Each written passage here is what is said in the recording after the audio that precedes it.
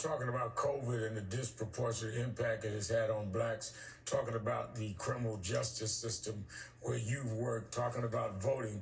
It seems on King Day that we're still dealing with the racial inequalities, whether it's COVID, whether it's criminal justice, whether it's voting rights. How do you see this in 2022 King Day on what we ought to be focused on as a country, looking through the lens of Martin Luther King Jr. on this day?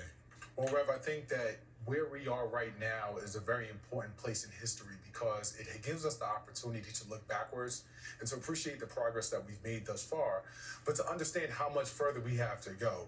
We are in a space right now where the very soul of our democracy as Americans is up for grabs and is at a fight. And when you talk about what it is to be black in America today, we have lawmakers who are playing politics without very humanity. And so when you think about Dr. King's legacy, and when you think about what it is to fight for equality and for racial justice, it really drives home the point of let's stop playing around with this. Let's stop playing the game of politics and legislation when you are talking about the true and real existence of incorporating us, our community, our people, into the everyday fabric of what it is to be American. So there's a lot to be encouraged by when you think about what the Supreme Court is going to be doing in 2022 with the cases that it is looking at.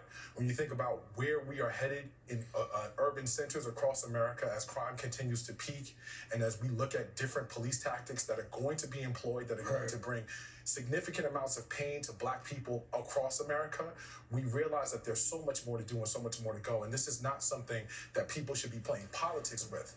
January 6th is a very interesting backdrop to think about when you talk about King Day, because beyond the notion of racial justice and beyond the notion of equality, all of the principles that Dr. King advocated for are essential to a functioning democracy. And so they have very, very significant relevance. So we don't need to just limit this and have a conversation about racial or social justice. Those things are absolutely important. They're paramount. You and I both know this. But beyond that, when you think about what it is to be an American, those things, his lessons, his words, his teachings have more relevance now than perhaps ever.